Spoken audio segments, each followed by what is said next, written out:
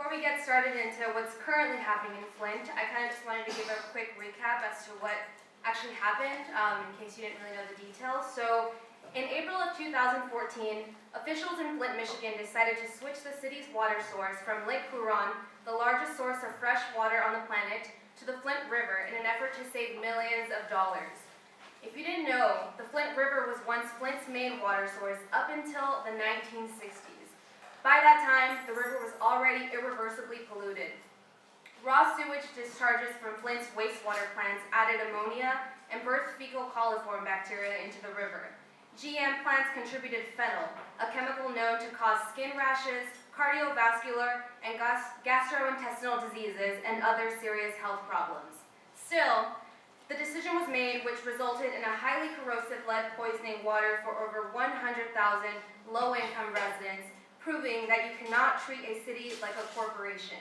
I think it's important to note that in Flint, 41% of the residents there live below the poverty line, the majority of which are black and brown. So, complaints about the smell and the color of the water began as early as May 2014. In the early testing, E. coli and total coliform bacteria were detected in the water, to which officials responded with ridiculous advisories for residents to just boil it. State officials continued to declare the water safe well into 2015. Former Flint Mayor Dane Walling even drank it on local TV to make the point. However, just a month prior to that, in August 2015, researchers at Virginia Tech did home tests and found elevated levels of lead in the water. People got rashes, they lost hair, and they were getting sick from drinking the water they were told was not toxic to their health. And 5% of the children screened had high levels of lead in their blood. Lead poisoning, it's irreversible and it can damage almost every organ in our bodies. In children, it causes learning disabilities, behavioral problems, and mental disabilities. These low-income communities already have little to no health care. This means that families affected were not in a very good situation in the first place and found themselves unable to get treatment when these problems arose.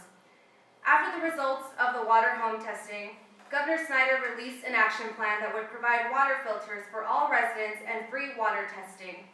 Both Snyder and Obama then called a state of emergency in January 2016. Today, it's February 10th, 2017, and Flint still does not have clean water.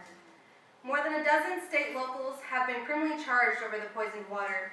However, officials have stated that it could take up to another 3 years to complete new pipelines.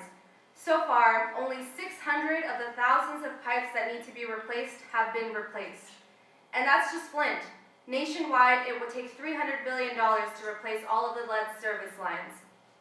Despite this fact, Michigan state environmental officials just announced on January 24th that the lead levels in Flint's water have spontaneously fallen below the federal limit. Yeah. Essentially, they found that Flint's lead levels are on par with the rest of the lead service lines in the dozens of other cities' crumbling water systems, and therefore, it doesn't need special attention.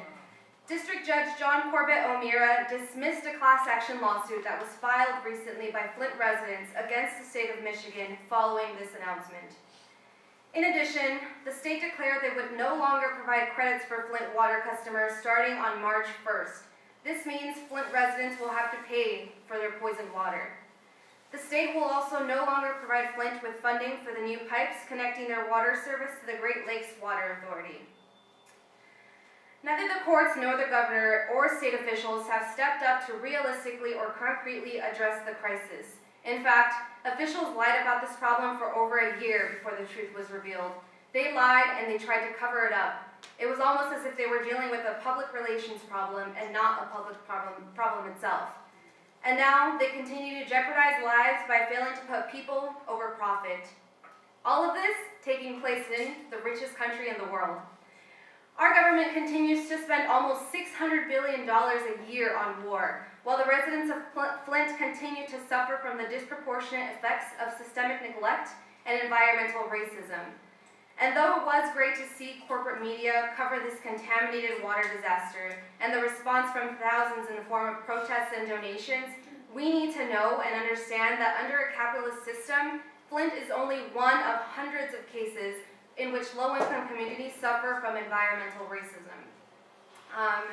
So environmental racism, what it is, it's a widespread phenomenon of the capitalist system where communities of color and low income are disproportionately subject to hazardous living conditions due to pollution. This can come in the form of crumbling infrastructure and or toxic contamination caused by industrial waste, both currently in operation and closed improper cleanup. Lead poisoning continues to plague poverty-stricken cities throughout the country. Nearly 3,000 areas have recently recorded lead poisoning rates that double that in Flint. In St. Joseph, Missouri, 120 children have been diagnosed with lead poisoning since 2010. In Warren, Pennsylvania, 36% of children tested had high lead levels. In Goat Island, Texas, a quarter of the tests showed lead poisoning. In communities in Baltimore, Cleveland, and Philadelphia, lead poisoning has spanned generations. And this is a really crazy story that I recently discovered too. In Detroit, there are 52 sites of heavy industry within a 3-mile radius. 22 of these produce over 25,000 pounds of toxic chemical waste. Because of this, more than 15% of Detroit's adults suffer from asthma, and Detroit has the highest rate of asthma among young children.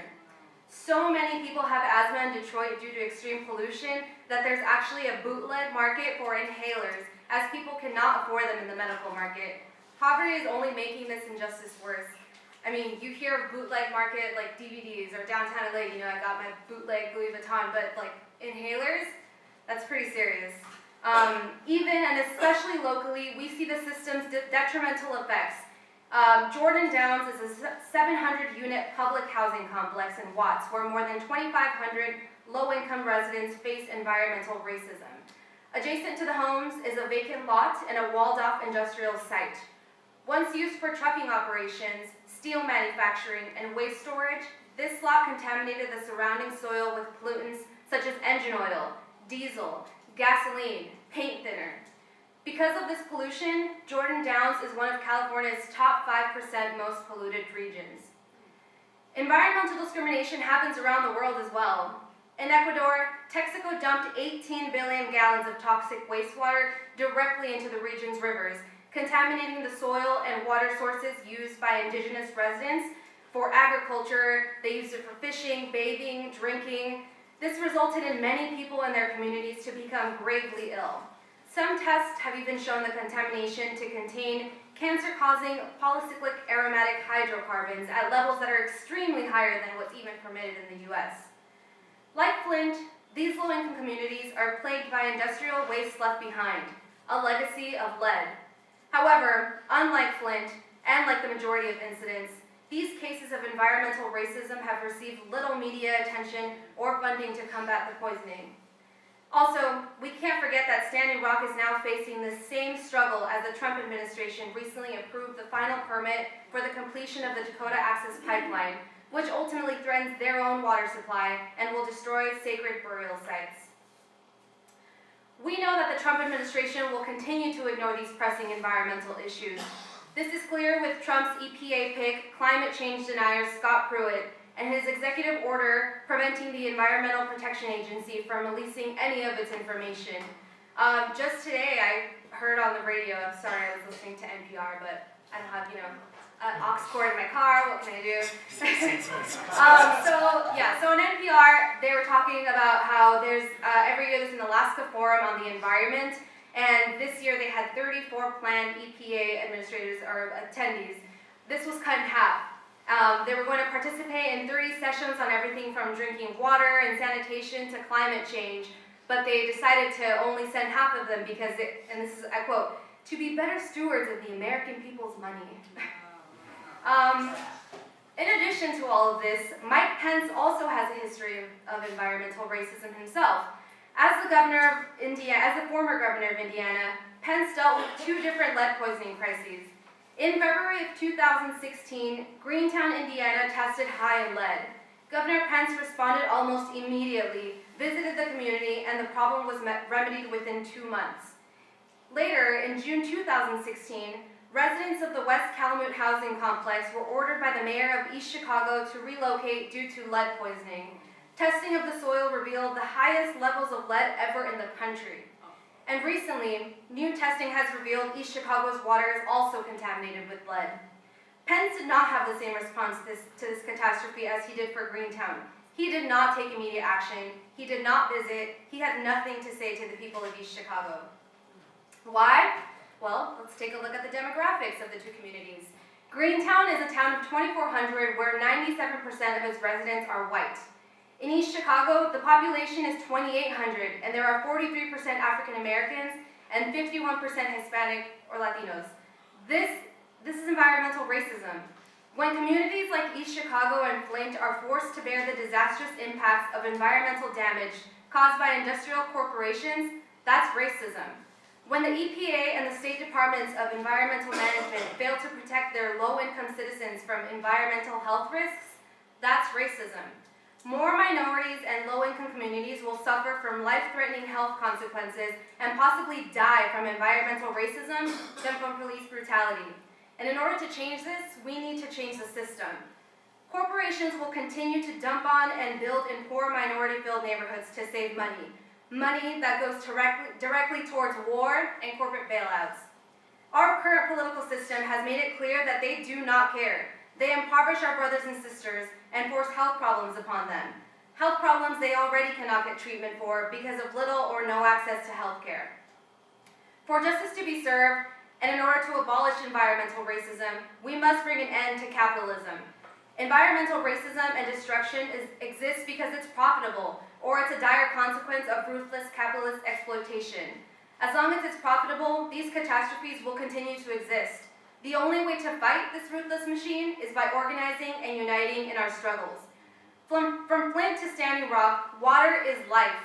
An attack on our communities on all fronts, whether it's depriving us from our basic needs like water, healthcare, proper housing that isn't on top of a toxic waste dump site, to occupying and policing our neighborhoods, or breaking up our families. It's all an attack. It's an attack on all of us. We need to fight back now more than ever. And I know every forum we're like, now more than ever, but I mean, look around. It's really now more than ever. Because it's clear that Trump and his cabinet will not stop. We need to fight back against big oil, big banks, and big corporations. If we mobilize and unite our struggles, we can win. A temporary stop was placed on Trump's extremely xenophobic travel ban, and although it is temporary, this shows us what mobilized pressure can achieve. We need to build on a new system that doesn't put profits before people. A system where wealth created by the people is for the people, to fund preventable health care, quality education, the right to a job. We need a socialist society. We cannot continue to allow big oil and our current political system to define the monetary value of the human lives they are deliberately affecting. We need to unite and build a socialist system so that the people may prosper.